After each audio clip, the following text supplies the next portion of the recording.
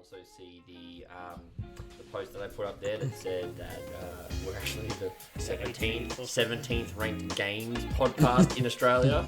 I was like, okay, in the games, so like... There's only 18 of them though. Yeah, so we could probably talk about that.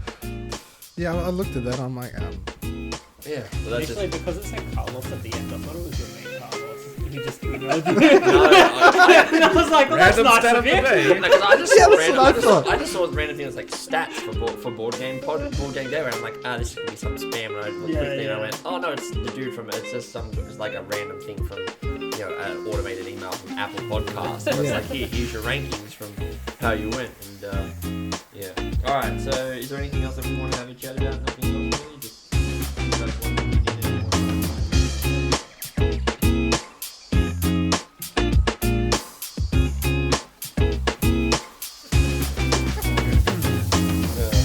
Alright, ladies and gentlemen, welcome to episode number 8 of the Board Game Gateway podcast, where we plan to be your entry point into the world of board gaming, tabletop gaming, and good times.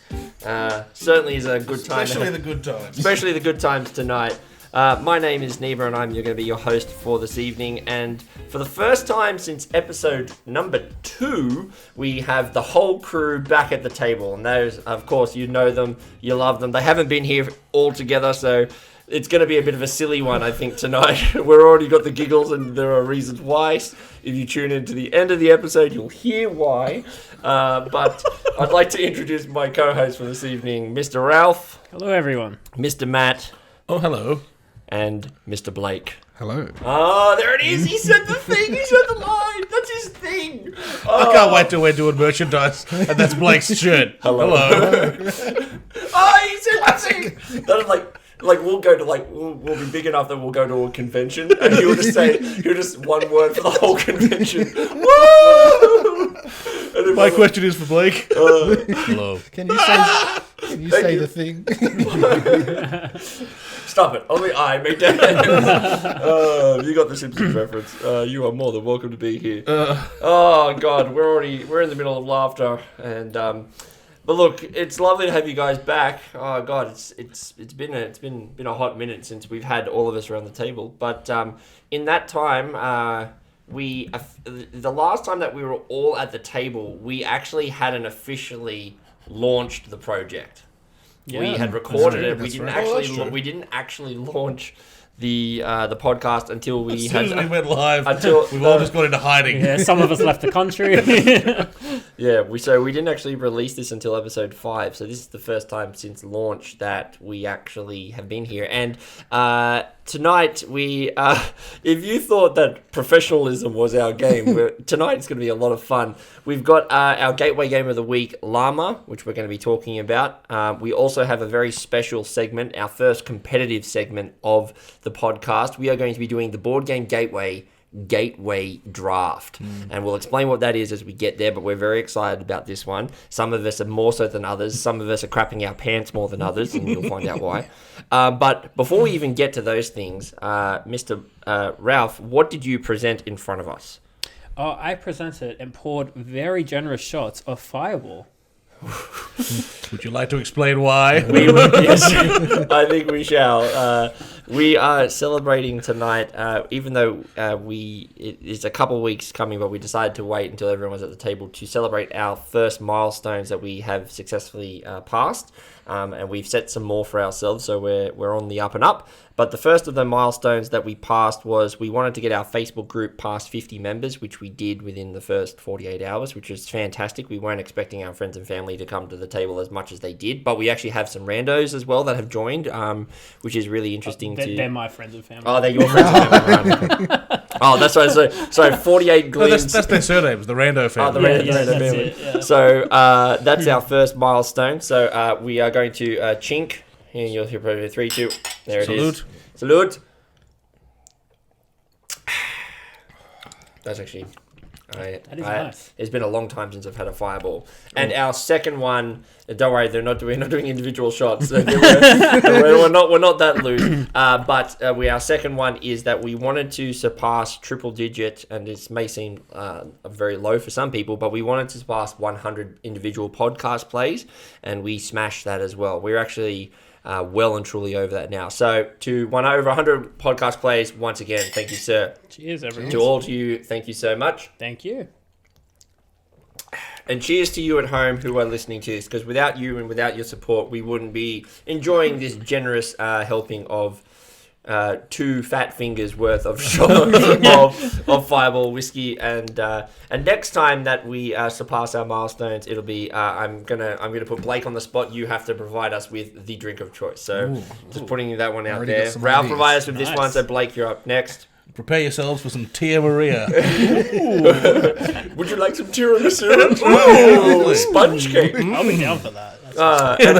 So I get the feeling this is going to burn the back of my throat by the end of this episode. So. I'm glad you said to sip it. I was about to go, I could get a single malt whiskey. I see a single malt in here. I'm like, oh, that'd be really. Well, it is your home. It is my home. And you are more than welcome in here. And so, some of the things that we have had since that last time, obviously, we have our website is now officially launched as well, which I'm really happy that's going as Looks well. good. As that. Yeah, I'm really happy. It was me that has made it all from the get-go, and as a foundation, I'm really happy with it. Cheers, Ants. Yeah, well done, Anthony. Cheers to everyone. Yeah, cheers me. Yeah, Drinking that up front. to the messenger. It's going to be a fun night.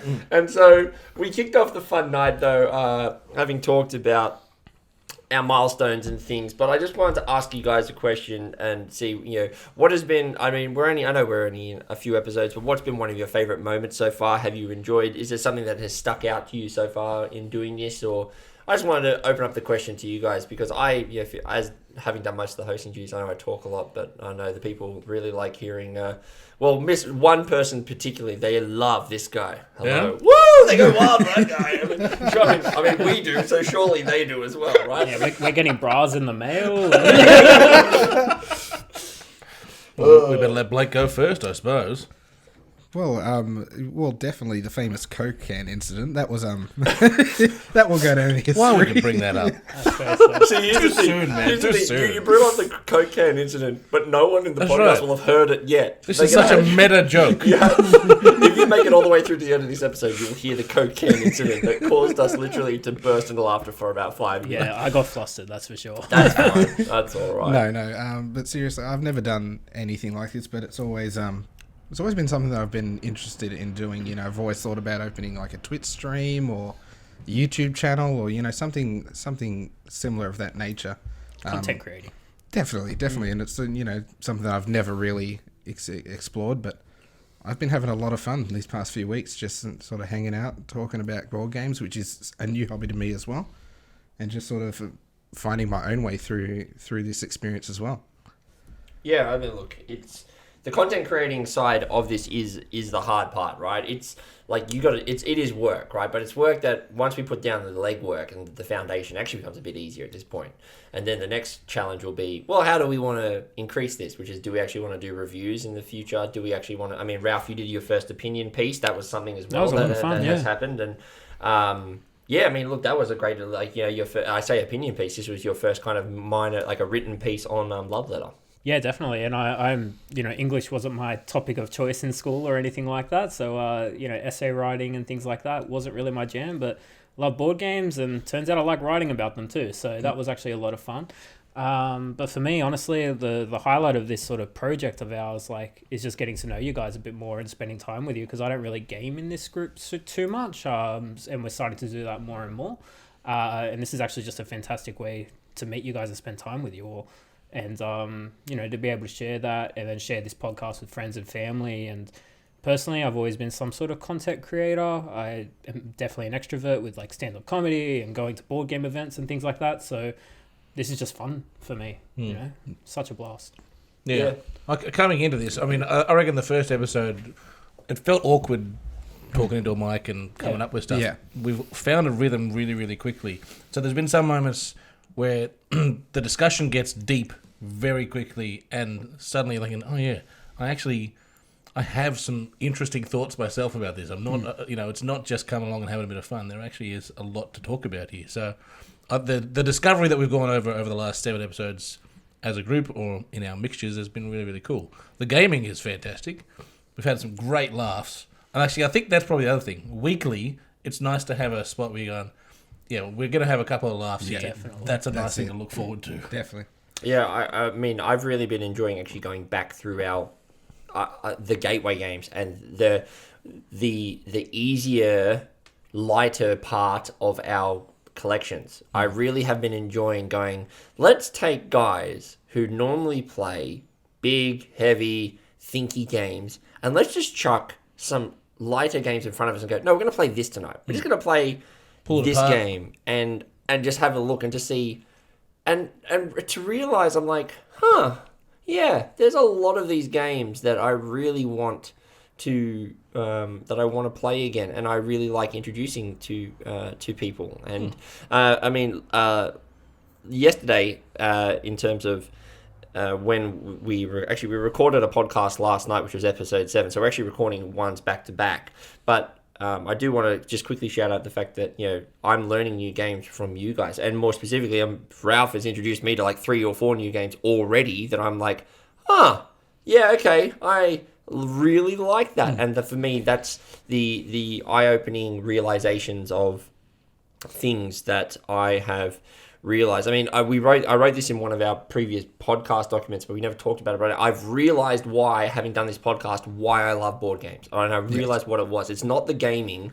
It's the discovery of stuff. It's the discovery. It's the why I've been leaning towards this so much more than say like why I realized I don't like why I never like World of Warcraft at the moment. It's because I'm very much trying to do the efficient thing because I'm like I don't have the time, so I'm always trying to do the most efficient thing, and that has taken away the joy of the game. Whereas when I put a board game at the table and I know this is just a solitary 2-hour experience, my mind goes, oh, I can just discover and play and do, and all of a sudden, and here I am going, I really wanted to do a podcast with my friends. And I mean, Ralph, we were only relatively new friends when we started, but I knew immediately when I was talking, I'm like, this is a dude that I want to play and talk with because I know I can already tell very quickly. And I had the same impression when I met Matt at his house, actually. You're not me, Matt. Yeah, I actually met Matt. I met you first, but I really bonded with Matt initially. He upgraded. That's right. That's right.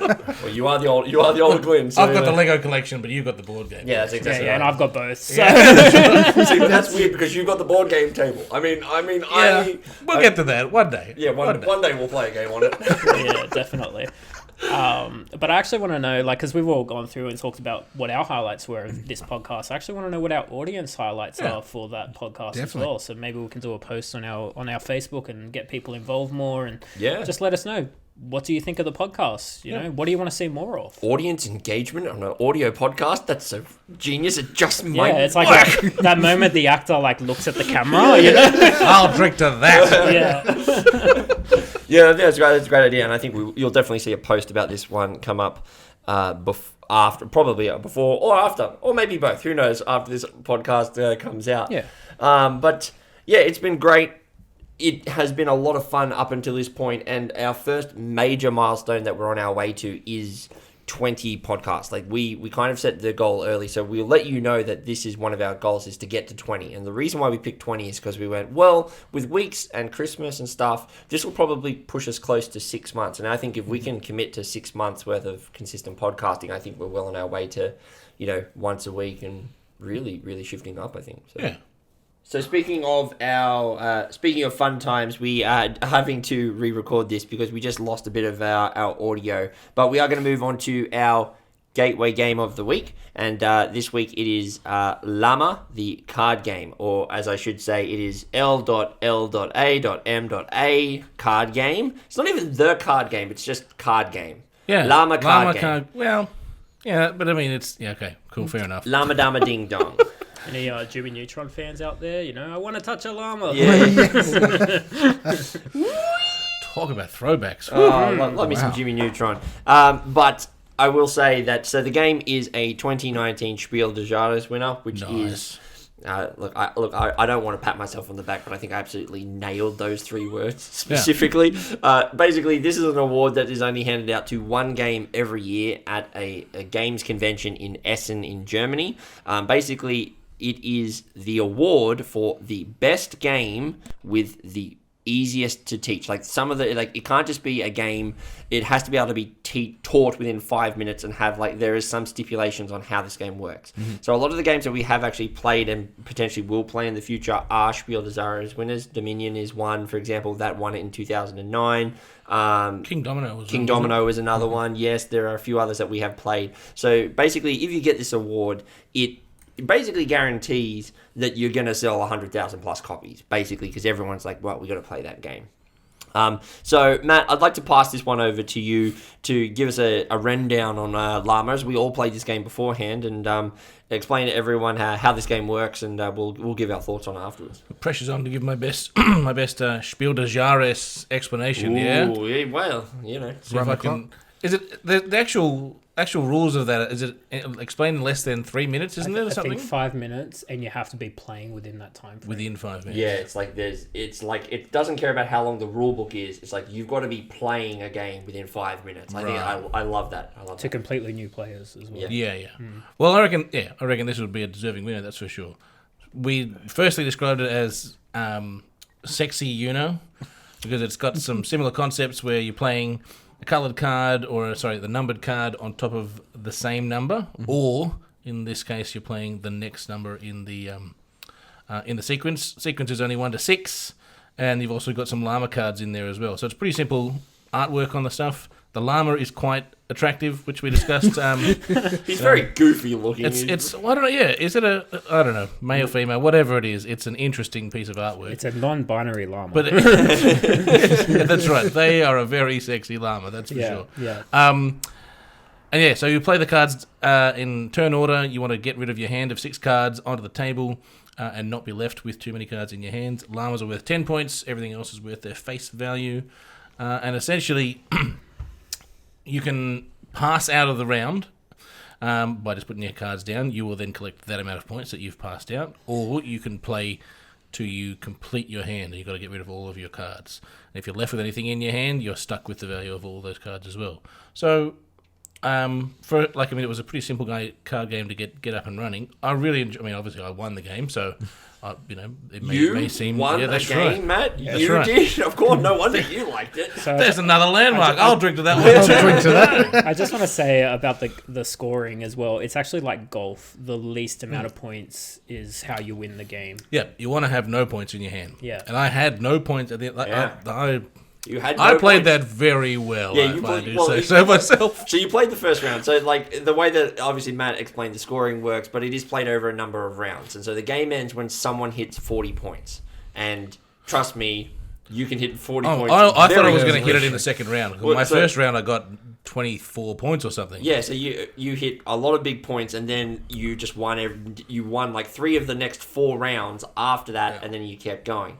And by emptying your hand, you get to reduce your points by a chip. So yeah. So as Matt kind of explained, you really only get to do 3 actions on your turn. It's either play a card, it's pick up a card, or it's pass out of the game. Those are the only 3 actions that you do. And this game can be played with up to 6 players. We only did play with 4. Obviously, because there's the 4 of us here. But Ralph's just pointed out as well. The box says you can play 8, ages up. Yeah, ages 8 up. I Ages thought 8 it would up. have been lower than that. No, to be honest. Well, no. Like after last week's attempt with playing with the twins, I'd say 8 years is probably where you want to play it. Yeah. The concept of playing, like I've played Uno with the kids for a couple of years. They get that concept for the most part. Mm-hmm. I think wouldn't say the advanced concept here, but looping back around, playing the same number or the number above, right? That's not confusing, but it is something that kids would have to keep track of, right? And if they're just counting upwards, which is what most kids usually do, and they might not get all those larger concepts. That's all. Maybe the strategy of bowing out. Yeah, that's what I was about to say. That particular mechanic of you can pass out of the round at any moment. That's the hard concept that the kids may struggle with at the off the offset. Like, why would I want to get out of this round? Why is it better to take 2 points now than potentially take 12 points later? That's the big hit right there. And I think also the overarching concept of scoring in between rounds. Yeah. Of, taking your score, what the last round means to this round, because it moves between, the scoring moves between the rounds. Yeah. And trying to keep your score low. Why do I want to bow out now, as you say, compared to last round? On the scoring subject, so the way that this game works is that there are 2 coloured tokens, white and black. White is worth 1, black is worth 10. And the way that this game works, this interesting scoring mechanic is twofold. One, which is any duplicate cards that you have in your hand are only worth the single value. So, like, if I had 3 4s in my hand, it's only worth 4 points. Whereas if I had a 2, 3, and a 4, that's worth 9 points, right? But the second thing, which is, if you can clear your hand, you get rid of 1 token. And Matt, this happened to you, where I believe you had 9 tokens, and then you won the round, and so instead of being able to potentially get rid of 10 points, you only got rid of 1 or something. Yeah, worked out in the next round, but yeah. But I think on the age playing, a lot of games probably would be an 8-year-old game, like in this concept, where, as you said, Blake, where you've got this idea of rounds happening, where you've got to keep track of overall what's happening in the game, but also like almost like little mini games that you're playing to get to the end of it. Whereas a lot of kids' games are very much we start, we continue, we end, and that's the entire concept. So, exactly. No, I probably would play this with the kids. Probably be worthwhile taking it home tonight and seeing how they go on the weekend. I think you should absolutely do that. Now, I would like to tell a story about this game, which is that I have actually taught this to my Georgie's deaf auntie. Now, she is deaf and she doesn't use a hearing aid. She speaks via mouth reading, like lip reading. Yeah, and so when we were on holiday over at Christmas time, I have taught her 2 games in my lifetime, and they can be a bit of a hard experience when you have to talk very slowly and you have to be very direct, and she has a bit of a hard time processing some stuff because she has to take what's going on. The first game that I taught her was Ticket to Ride. That one took us a bit too longer than I would have liked to. It took us about 2.5 hours to play a game of Ticket to Ride. It was a bit too long. However, we taught her this game, and this game we were able to knock out 5 or 6 games with her, and it only took us about 20 minutes. Now, she also did struggle understanding the concepts of why you should be bowing out and how the token works and all that kind of stuff. However, the fact that I was able to teach that to her, really, it means like she understood the color concept, she understood the numbering incrementation, and because it was so simple, again, we were able to get this game playing very simply. So it can be played by people. It's very accessible. I mean, what's the difficulty rating? It's about 1.5, isn't it? It's like 1.7 or something like that. Yeah. It's really not that hard. It was actually, I do want to point out, it is actually designed, this game was created by Rainer Knizia. Now, that name is, if you're not aware of that game, this man has basically, he's named as the Doctor in the board game, so because he is actually a PhD. He's Dr. Rainer Knizia, but he's the guy who has created a lot of different games out there. Ra. I'm just going through the list of what he has. My wife and I, we're currently playing My City at the moment. Yeah, My City, The Quest for El Dorado. There's a whole bunch of games. Like Modern Art is fantastic. Like this list, this is just the notable. This is his Modern Art was his big one. High Society, Tigress, and Euphrates. There's a whole bunch of ones here. He is very much known, and so this was basically, he said, I want to create a very simple card game for that anyone can play. Well, he certainly accomplished that. Blake, what did you think of the game, mate? I really enjoyed it. I mean, like I said, we're up and playing within probably 2 minutes. Not even. It was very quick. The rounds were going very quick. I was terrible at this game, and the llamas were quite distracting, as Matt said. Yeah, they were quite distracting. I hadn't actually played this game since Christmas. Actually, the last time I actually played this game was when I taught Julie how to play this game. And since then, though, you were right. It took us 2 minutes to play. Now, there were a couple of rules where I'm like, oh, that's right. There's this one little exception and a couple of things, but it didn't stop us from break the game. But it didn't stop us from playing the game straight up. Like, we were able to go, like, hey, here's your 3 things. Here's what you do. So, and look, even though there are concerns over like the scoring and that bit's maybe been an advanced concept for those younger players, those are things that you could do away with. You could just play this like Uno and just play just a single game. Take out the bowing out part of it, take out the overarching scoring, and just play whoever gets rid of their hand first. And you could play that with anyone really. And I mean at that point it almost just becomes but that's a possibility with the game as well. I would say I'd recommend this for small children playing games with like an 8-year-old kid, things like that. Personally, I wouldn't play it. Like my nieces and nephews, they're 13, 14. Like we much prefer to play a game like Six Nimmt, things like that for a simple card game. I will say a lot of these simple card games have the same problem. It doesn't fit in the box properly. So you have to have an elastic band around it. If not, cards go everywhere if you put it in a bag. I hate that. Just make your box a little bit bigger. We did the pet peeves in the last episode. No, right? this one set You me can off. have new pet peeves. No, we're done with that. Moving on. I've been drinking. You're seeing the real me now. I will say, when Dee was explaining the rules, I had my phone out trying to find the content for tonight's thing. I was thinking, this is Nee's pet peeve right here. I'm on my phone while I was explaining the rules. But I was going, oh no, I got this. This one's fine. You're fine. I was only a little bit peeved. That's fine. Matt was on the phone. I asked questions. I knew it had already been explained. Ralph was opening Coke bottles. I was. Pretty sure I said, is it my turn 4 times? It's, we got them all out. To be fair, my wife did come and annoy us there at one point. Love you, Georgie. She doesn't listen to this podcast. She admitted it to me on the way out, so she's fine. She's an active non-listener to the podcast. Yeah, she just does it. All right. Well, that was LLAMA by Dr. Ryan Knizia. And we are going to be moving away from that. Now we are going to be moving into our featured segment of tonight. And all 4 of us reach for our phones, our iPads, and we're going to need this one. So tonight, we're deciding to do something that has been done in the board game podcast scene, but I decided because NFL week is next week, and Blake and myself are actually in an NFL fantasy draft, but we decided that it's time to do a board game draft. And so some of you, if you're listening, may have heard this done by the Board Game Barrage boys. They've also done it and introduced the Shut Up and Sit Down guys. They did one at the All Shucks convention, and I saw that and I went, oh, God, I'd love to do that. That was really good. Yeah, and so what we are going to be doing is we are doing our Gateway Game Draft.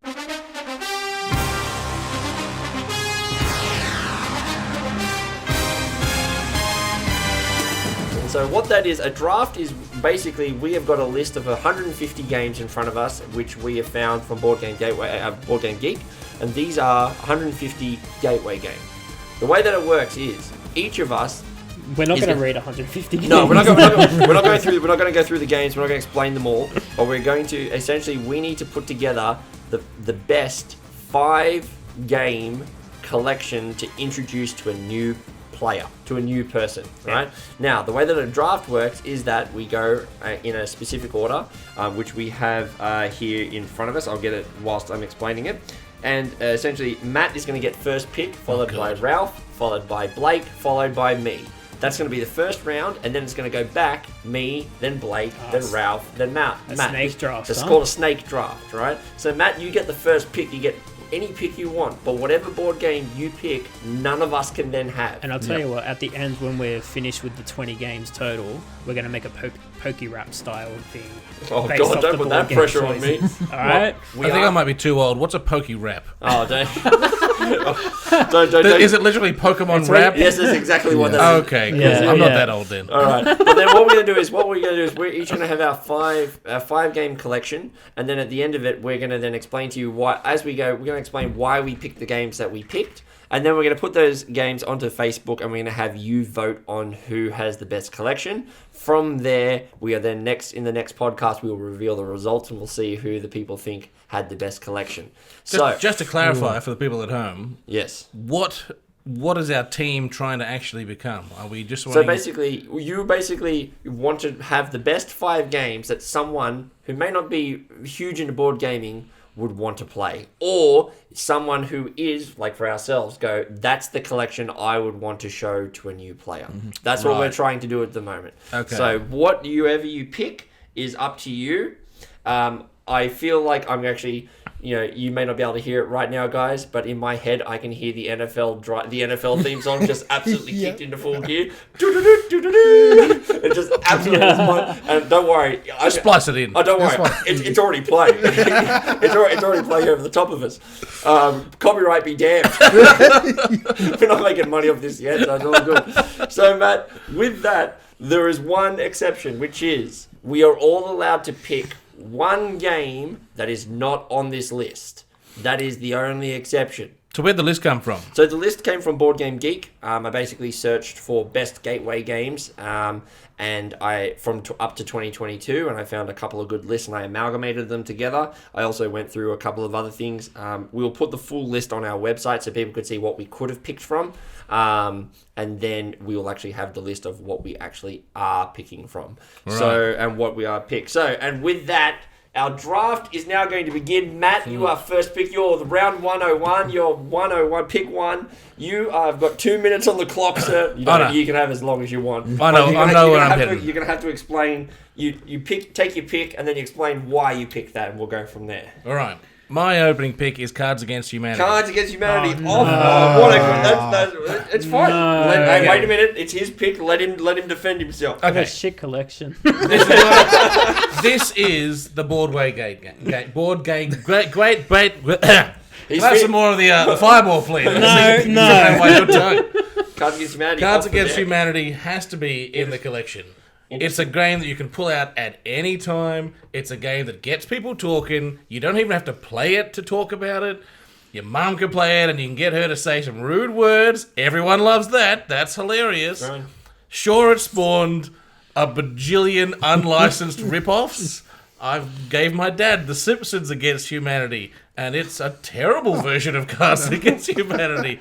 Certainly would never have been licensed by Fox, that's for sure. But it's out there in the public domain for some reason. I would love to see that. That's all right. All right. Well, we're not going to bag out everyone's picks right away. No, you can bag it out. That's fine. We'll save it until we have our full collection, and then I'll bag out. Right. I'll bag out We'll your talk. collection. We'll talk. Don't worry, it's coming. I'm not We'll saying have off the words. hook. It's I coming. know my audience, okay? So you guys go for your board game people. I'm going to go for the people who just I'm buy choosing it. Twilight Imperial. That's right. That's fine. All right. With pick one in the first round, Cards Against Humanity is off the board. Ralph, you are on the clock, sir. Oh, man. I tell you what, I've narrowed down my list. I have not ranked them because I don't know what you guys are going to take. And, if you're still my number one, I'm going to be upset.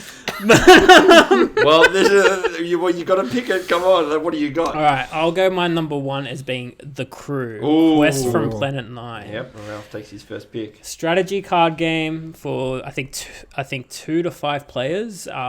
We played it at 4, and it's just a fun game where you're silent and you're all critically thinking. You're all working out the puzzle individually, but also together. It's just an all-round great, fantastic card game. Love to show new people this game, even if you don't complete the campaign all the way to the end. It's basically cooperative. 500. It's a cooperative trick game. It's pretty good. It's a cooperative. I really enjoy it. Cooperative That's card a good game. pick. I really enjoy that. It's a really good pick. So good. All right, that's an interesting first pick from you. And now we move to round 1, pick 3. Blake, you are on the clock with your first pick. All right. Well, I think my first pick is going to be in a similar vein to Matt's in that it's a card game, simple, that you can play. In this game, I first saw it at GooberCon when I first came, and it's honestly just impressed me with how easy to play, and it's The Mind. Oh, that's a really good first pick. It's just such a solid game. You have, when I saw at the table, there were, of all ages, down from, 5, 6, all the way up to, I think 100. 60s, 70s. Exactly, from 1 to 100. It's just such a simple game that anyone can pick up and play, and just the moments that it creates are just... It is tense. I find the Ninja Star is really hard to teach sometimes, but it's such a rewarding game. Definitely. When you nail it. Love it. All right. With that pick, which is an interesting... Powerful opener. Now, solid. I'm looking at this going, so I'm on the turn here, so I get pick 4 and pick 5. So I'm just thinking about what you guys have all gone. This is where Nee gets one for himself and one to screw someone else over. So That's right, I'm actually going to In go... what order, though? I'm just looking... It could be a double screw. I'm looking here. at some of the games that are here and going, I don't know, because this is the thing about being the first and last pick, Matt, which is that there is 7 picks between my pick and your next pick. So that's why I've got to be careful about what I'm going to go here. And I think I'm going to open up with my first round pick. I'm going to go Unlock. I'm going to go the Unlock the Escape Room board game, which is, we have so many of these. We have literally had them since a long time. Now, we've only just put the single Unlock franchise in here because there are so many of them. But essentially, it is an escape room in a box that plays in about an hour. And we did this at GooberCon, where we had the escape room, where we basically said, here's all of our escape rooms, pick one. Okay, good, you're playing now, and shut the door on everyone for an hour. And then you weren't allowed to come out until the escape room was finished. I think if I was going to introduce someone to board gaming, I mean, the fact that I can go, do you know what an escape room is? Great, we're going to do a board game version of it, and I think I could get them in. I think that's going to be my first pick. So that's my first pick off the board, and then I come into pick number 2 here, and I really have to... This is actually where I think is my hard pick, where I look at some of these games going, I don't know what is going to be coming back to me. So I think what I'm going to be going here is I'm going to go with a relatively new one, and I'm going to pick with my second pick, so the first pick of the second round, I'm going to be picking Just One. Just One is... God damn it. Because it is literally one of those games This guy's playing to win. I think we all scratched that off our list. I think we all... Because Just One is basically a game that we have chatted about on the podcast, but it is such a simple game. It's a cooperative game. I feel like I need to get a game that can get everyone to say, hey, we're not just against each other. We can play with We should gateway game this one. Yeah, we will. Yeah. No, we definitely will. That is absolutely on the. It's on the list of all the gateway games that we need to go through. But Just One is going to be my second round pick because I wanted a game that would allow me to have a cooperative experience. So we'll talk about that more when we get to see our complete lists. Blake, with you though, your second pick of the second round, you were on the clock, sir. All right. Well, the other game that always impressed me right from my first play, and which is a game I haven't actually played in person, but I would absolutely love to. Can't Stop. I've talked about it before, but good pick. It's just so simple, so easy to teach, so easy to play, but again, this creates those really high moments where you're just going and going until you can't stop, basically. It's we've now all played it, and we all understand how good of a pick that is. Yeah. I've been addicted to it of late. It's really good. All right, that's a really good second pick, and with that we come to Ralph for your second pick. All right, this is tough. Some really good choices already. Man, I think I just got to go the simple love letter. Oh, Classic, where you get 2 cards, you do your one action, and it's just a bit of deception in a way, a bit of a guessing game, and you're knocking each other out, trying to be the last person surviving to win the point. Very simple card game. Played it so many times in my lifetime at cafes, like just anywhere. It's so quick to carry with you. Highly recommend people play this. I love teaching this game to people. That's awesome. All right, Matt, we come to you for your second round pick and your third round pick. You get 2 in a row here. So has obviously, other than Just One, is what do you still got on the board there that you still want? Well, it seems like everyone's now kind of changed their tact as to how they're approaching these. I never changed my tact. Yeah, you have. My second pick is going to be Quirkle. I've never heard of Quirkle. Oh, so yeah. Quirkle's a great game, especially in family situations. Good one where you can... It's a little puzzle builder, essentially. Kind of got a little bit of old school Rummy Cub feel to it, where it's colours and shapes. But it's a game that plays really quickly, learns really quickly. You can shaft other people without realising it or on purpose. I do enjoy that. That's right. Everyone enjoys a good shafting.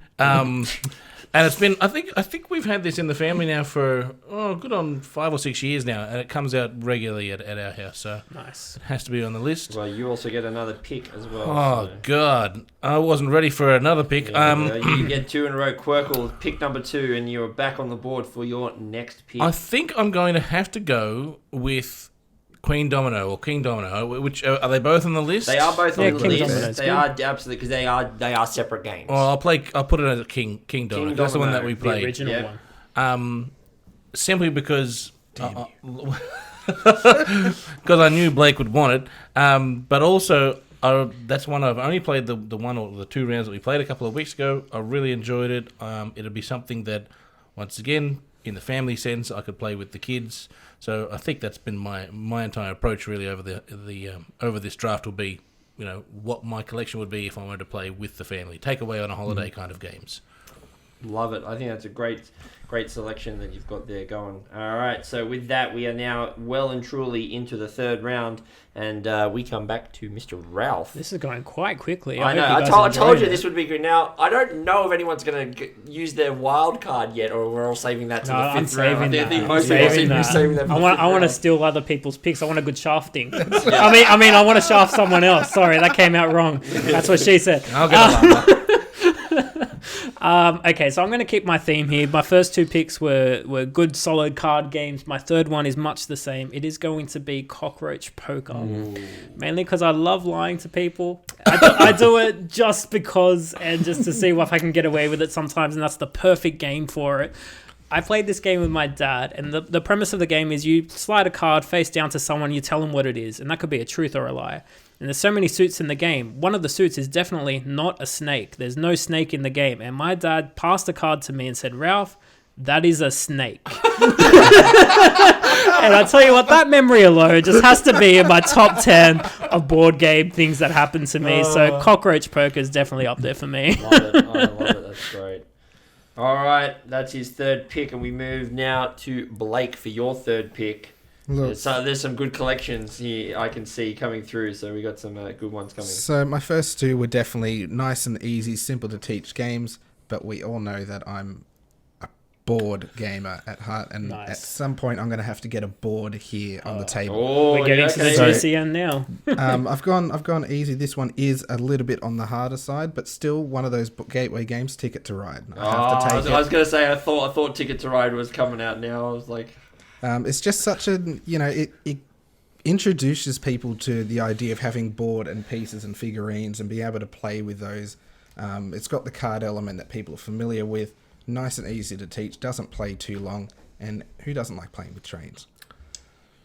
Choo choo, motherfucker. Exactly. Choo choo. Yep, this episode definitely has the expletive tag. I just assumed, sorry. Yeah, it's all good. Bleep it out. We're drinking alcohol on here. You're not my real mum. All right, now it's up to me at the end of the third, and so I get my pick here. And there's actually some really hard choices because I realized I'm only allowed 3 more games in my collection, and I don't know which specific ones. There is one that I keep coming back to, and I'm going to pick it now because I don't know if it'll come back. I'm going to pick the game with my third pick. I'm going to pick Cash and Guns. Now, Cash and Guns is a game that I did a print and play version of this, but the actual version of Cash and Guns comes with foam guns I've got the that you actual point at version. each It's other. so And good. Cash and Guns is essentially a bluffing game where it's like, hey, one of us is the boss, and then we all like there's treasure, and like we've all gone on a heist, and then we get into a Mexican standoff, and there is nothing funnier than seeing your mum pull a foam core gun and just point it at you and go, sorry, I want to kill you now. And at any point, it's just, I think this game for giving people a prop to play with. This is like, people are not used to like, I can actually point this. It's not actually a gun. It has the silhouette of a gun for those of you listening, please. But it's honestly, it's a great game, and I think I needed something that would give those silly moments.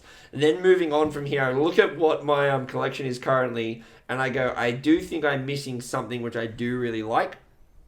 And I think I'm missing I do really think... He needs a fullback.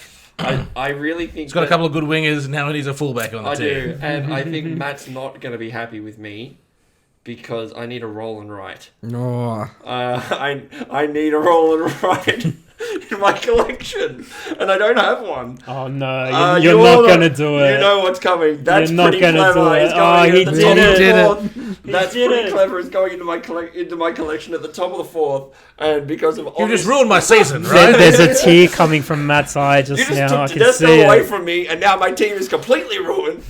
Oh no, I gotta go. That's pretty clever. I need a roll and write in my collection, and I think there's nothing better than I think that one at the moment. There are other ones in there, but I do think this is probably the best one that I could probably go with. So, Well, to with be my fair, you fourth pick- showed Matt this game. I did, Yeah. I did, and That doesn't mean anything. That's just a bullshit So it's a excuse for perfect anything. gateway You game. had picked one. You had if you wanted it, you could have taken it. And it's like that I've was been talking about it literally since we played it, right? Hang on, you 4 took- solid weeks of me playing this game, teaching other people. I'm surprised you didn't take it at 101. You That's took not my Cards fault. Against Humanity, man. Yeah, you did take Cards Against Humanity in the first pick. mistakes have been made. When the vote is cast, I'm winning this goddamn thing because of Cards Against Humanity. I guarantee I will it. say there is a good chance that will yes. pay out for you in the long run. But in saying that, we do have to move down into the fourth round, second pick. Blake, it is with you. You are on the clock. Oh no, I'm not sure if I'm just ready yet. Well, But- you got to Look, I've been tossing up over this one because I've definitely got my fifth one that I'm bringing in, but I definitely have my gripes with this game, and I did express them on the night when Ralph brought it. But I'm a sucker for them high highs as my first two picks, and I've got to go with Galaxy Trucker. That surprises me. What? I was not expecting you to Holy pick that shit. one up. Wow. Like I said, I have my gripes with it, but for what the game it was easy to teach, it was easy to play, and I don't think I've had anywhere near as much fun as putting together those spaceships and people turning those hourglasses and just... Was that the last time the last game that we all played I together? think so. It was. Yeah. When I first played that game, I was just blown away as well, and I could not wait to play it again. Yeah, It was so incredible. definitely since that night, I've been thinking about it. I have. Solid, and unexpected, completely unexpected, but well done on that. All right, we move now to pick 403, the third pick of the fourth round. Ralph, you are on the clock. Okay, I'm going to go with another card game because I actually expected someone to take this one, but maybe we don't have many big fans here. But Anomia. Oh, I was looking at Anomia, I didn't know. So Anomia is just an incredible game. You don't even have to be a gamer to play it. You have one deck in the middle of the table. You can play, I think, with 6 people. You grab the card, put it face up in front of you, and there's a word and a symbol. And essentially, if someone else on their turn reveals a card and it's the same symbol as the one on your card, you just have to yell out a word that's on their card. Like if their card just says car and you say Volkswagen, you get the point. It's just so simple. Everyone's engaged the entire time you're playing it through. I've shown this to so many people that you think are like a little bit slow on the personal level. Like they're intelligent people, but they're quick at that game. Yeah. My goodness, it's just so many people have just blown me away playing this game. So Anomia, definitely check that out. This was one of those games at a GubaCon. I remember just putting, like, Georgie, my wife, took it to a table that I didn't even know of people that were playing. And I just came out and they were just playing this game and laughing and yelling at this game. So the laughter this game generates is unreal. It's a very strong pick. And then, Matt, we come to you with 4 and 5. 4 and 5. This will round out your collection. All right, 4 is Code Names. Oh, yeah, that's a powerhouse pick right there. That's a very good pick. This one actually has licensed editions that are still in the same genre. So unlike Cards Against Humanity, which had so much stuff going on. And I have to tell a very brief story about why I'm picking this one. Please do. Firstly, this is a game that I think, in the same way as Galaxy Trucker, it annoys me. When I've played this game, I have got more bad memories of this game than I do good memories, but I really enjoy the bad memories of this one, the frustration and the angst. But we played this at work once with a lady who, for no fault of her own, just didn't get games. She was the clue giver in the first time. We were just playing the pictures code names, and her first clue was shape. Literally every card has a shape of some sort, a circle, a square, a triangle, something, and I'm like, that gives me nothing. How many numbers are we going for? She 3 or something. I've pointed to a card, and it was the death card. The assassin. First round of this game, and I walked out, right? I left the office. I was so cranky. And as soon as I pointed, I see why you would have picked that one. I'm like, it's a fucking shape! Was the word square? I don't know. I can't even remember what the clue actually was. But anyway. It was probably shape. It probably was, yeah, anyway. Yeah, It was probably Code Names shape. is a solid game. That's absolutely amazing. And my last pick, I'm tossing up to round out my collection of, as I said, my theme of taking games away for a holiday. And I'm thinking I'm going to use my wild card to bring Space Base along with me. You don't even need Yes. a wild card. It's on the list. It's on the list? It's on the list. Oh, mate, I was 5 already- from 5. I didn't know if... I didn't It's think already it was. there. Space Base, take it. There Once you go. again, I haven't won a game of that, but every time we've played it, and I've only played it on... Oh, no, we did play it live. We played it here. Yeah, That's we right. did. We did get crack it out. We are after the podcast. That's right, and where Blake finally got his The insta-win. insta-win. Went down in nice. history. But yeah, that would be a game that I could round out a night with once the kids have gone to bed, and for people who don't want to play the party games have petered out.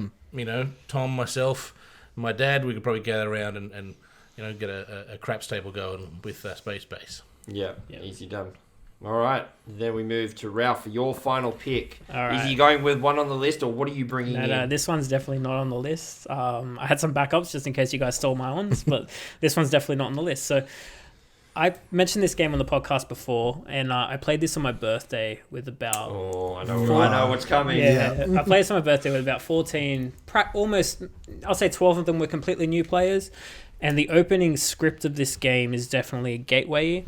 But the game is Blood on the Clock Tower. Mm-hmm. I am absolutely enthralled with this social deduction behemoth of a game.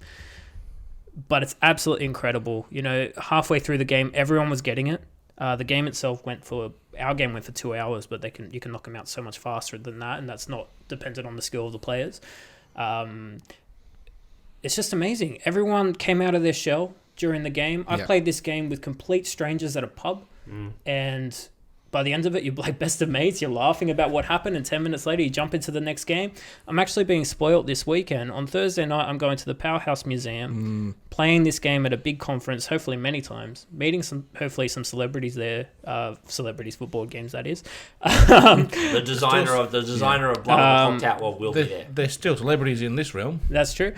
We're celebrities as well, you know. We've got 100 plays. We're the 17th ranked games podcast in Australia. Go us, apparently, That's for this month. Apparently, go and, us. So I'm playing it on Thursday night. Friday night, I'm running an event at Ingleburn Bowling Club, playing this game with people of the public. And I'm playing this game at a friend's 40th birthday on Saturday.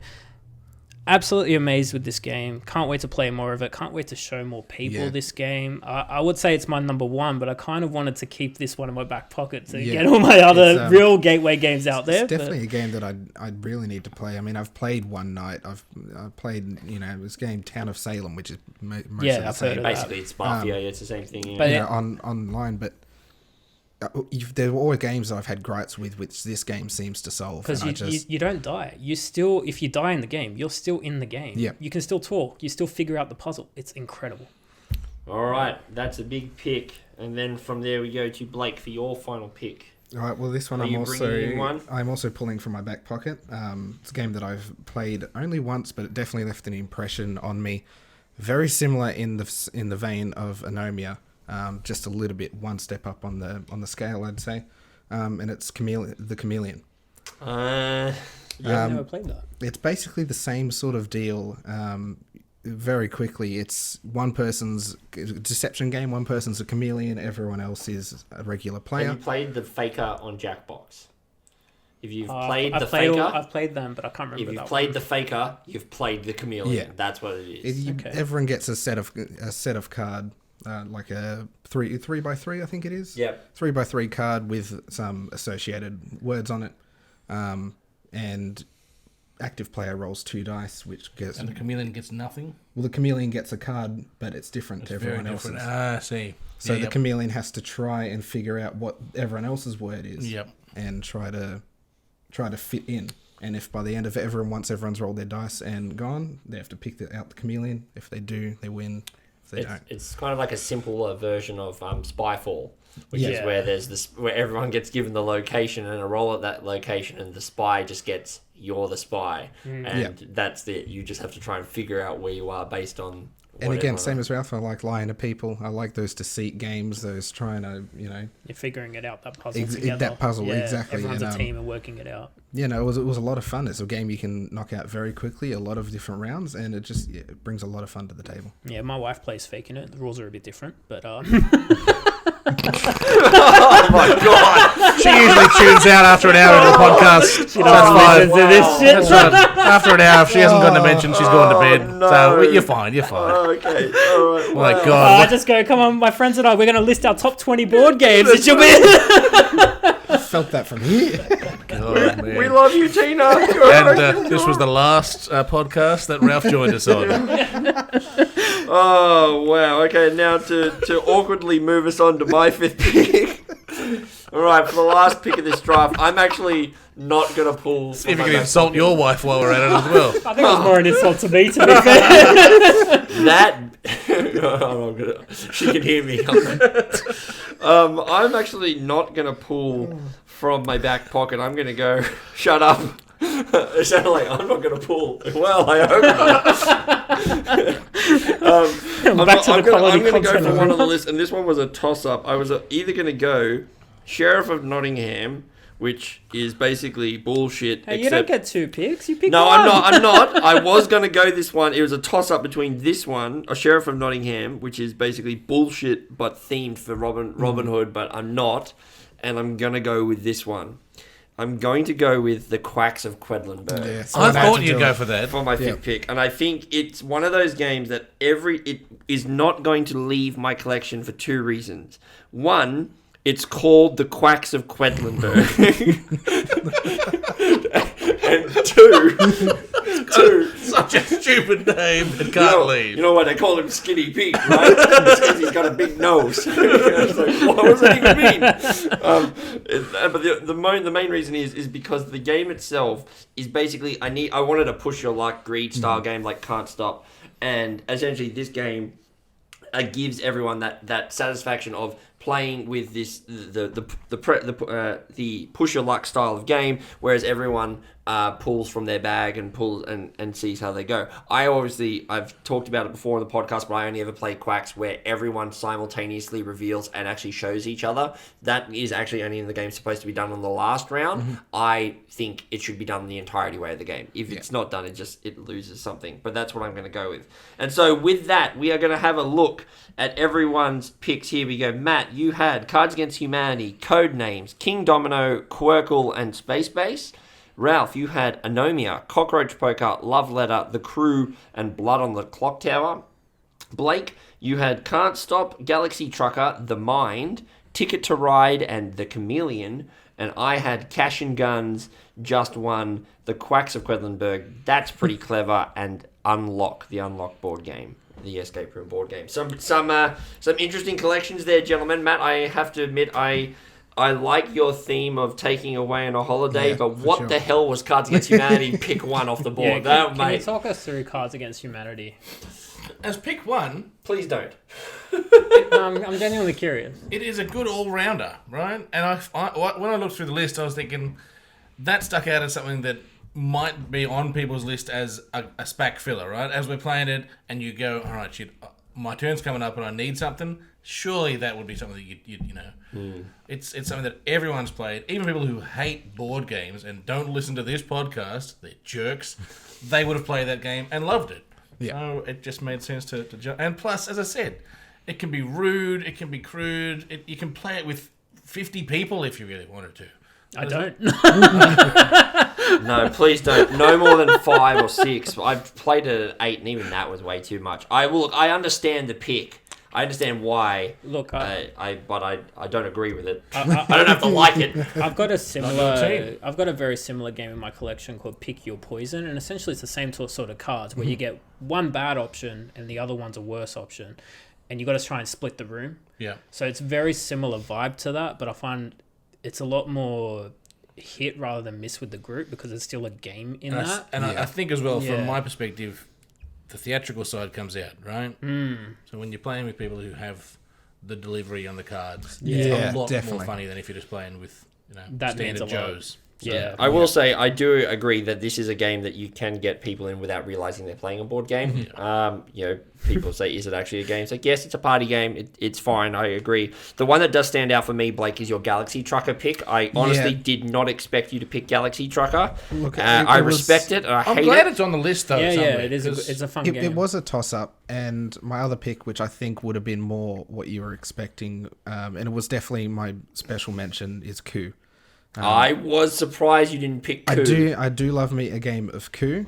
And the only reason I didn't pick it is, look, maybe I'm just a terrible board game teacher. I've never successfully gotten this to the table and taught people and had them enjoy it. Yeah. For me, again, that sounds right. I've had the same. Maybe that's just me, but the rules it. just seem to be just that little bit one layer too deep for some people. Yeah. Where also the iconography and all, it just seems to turn some people off straight away. Mm-hmm. And for that, normally it's definitely up there as one of my favorite games, but as a gateway game and getting people into it. Exactly. Chris is not going to like the fact that you didn't pick Coup and you said that, because that's Chris's favorite game is Coup. Well, my brother here. Chris can teach it. It's got the same. It's got the same vibe as that political one we played, right? If you get a bad run of cards, you don't enjoy that first game. It's really tough to then come back to. But you need to learn to bluff.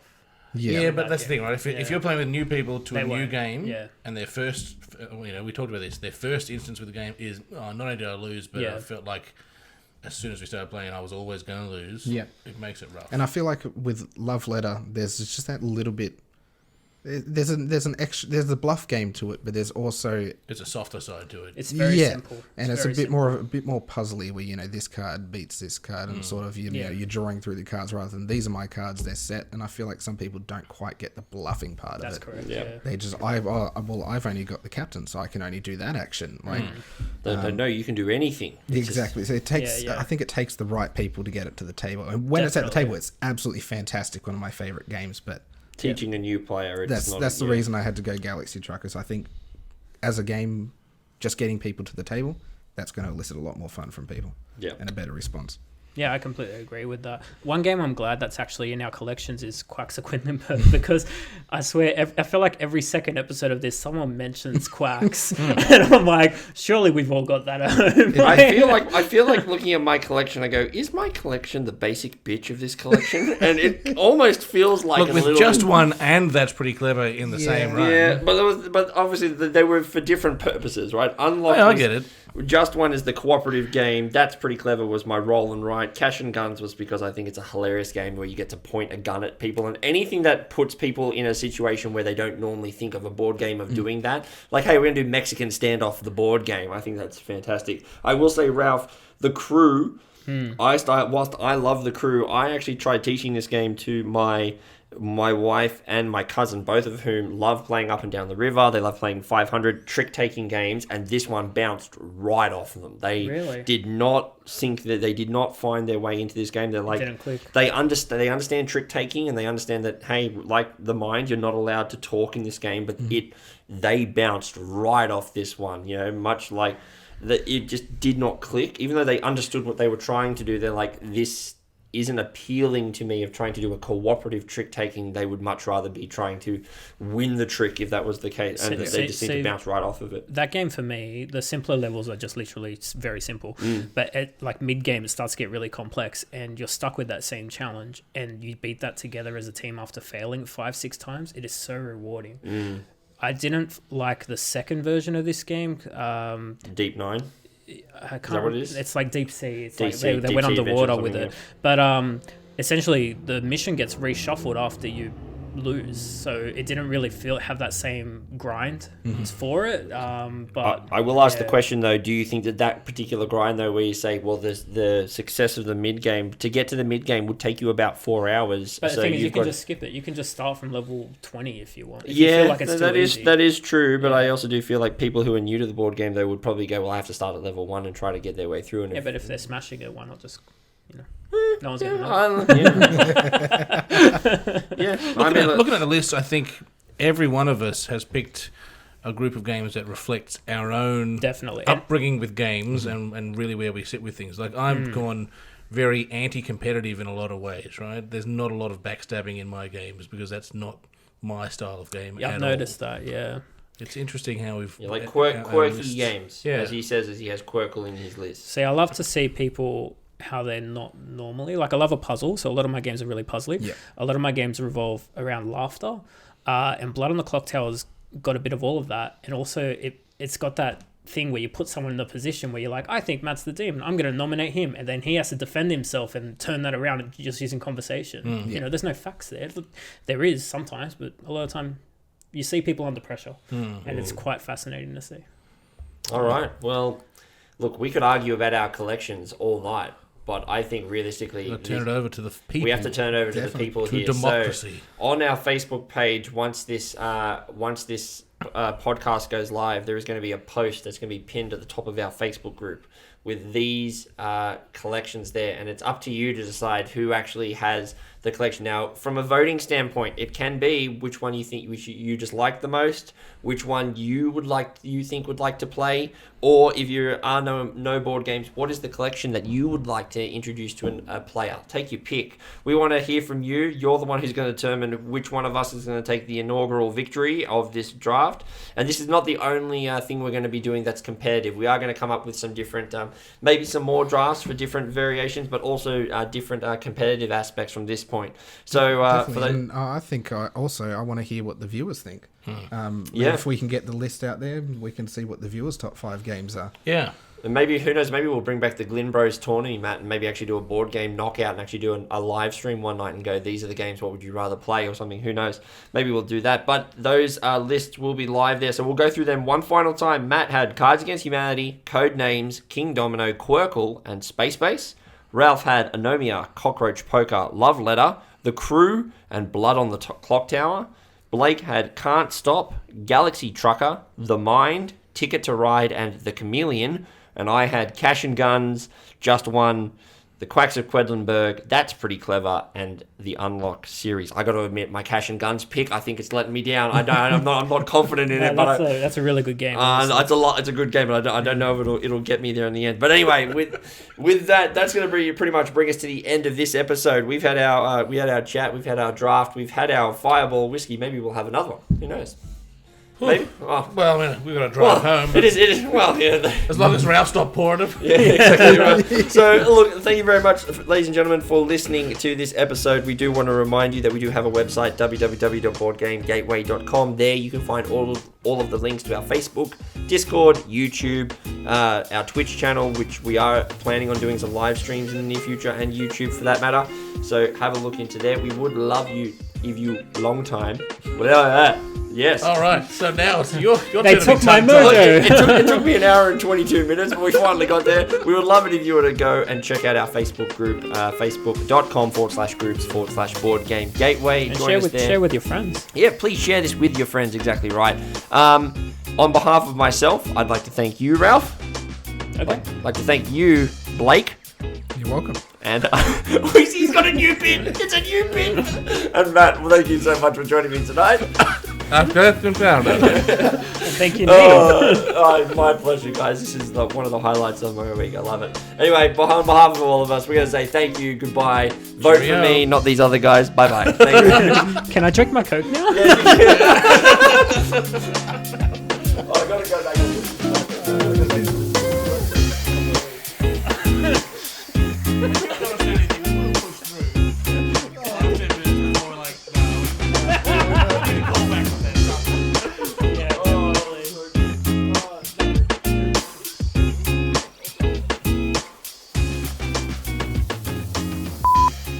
Matt, I'm going to... I'm not hosting tonight. No, you're Fuck not hosting. that. I'm going to say... You didn't enjoy it? Last week was an absolute disaster. No, it was great. I actually really liked it. No, I'll host this week, but you're on llama duty. Just so... What the fuck is llama We duty? just played llama. What's the llama? We just played llama. You're on llama duty, alright? Okay. Alright, ladies and gentlemen, welcome to episode number 8 of the Board Game Gateway podcast. The Board Game Gateway, where we aim to be... Did you have to crack that? I was going to say, great timing on the sound effects. Excuse me. I'm not gonna Are do we it. recording yet? We've been recording for the past 12 minutes. Play the boot. Oh, that's good. Oh shit, the lava's out. Hang on. Oh, God. Just see the... I'm just like, do I continue with this and not let it go? Or do I just let it? No, we all cracked. We all lost it. Oh God. Well, thanks for tuning in for episode 8. See you in episode 9. The funniest thing is you can edit this. We could just go, let's restart. It was right at the start. Better leave it in. This is. We are going to restart because this is made the blue. This is the blooper at the end. This is the blooper. Alright, well, no, because let me explain myself. We were sitting here. No, we're not. No, We played a game for half an hour. The can of Coke was still sealed. I was like, what if I want to drink? I'll just open But it. you also you did it in the middle of it. You could have just said, "Hey." You could have moved the can away. I did. A whole bunch of things. I could see the thought process and just... You're stuff and I'm committing. Fuck it, we're going in. I'm committing to it. Alright, let's all get our shit together and let's do this. The one This is serious, one I guys. close, like... We'll get it right at some point. Oh, God. That was good. Alright. Take 2. Alright, this is fucking serious, alright?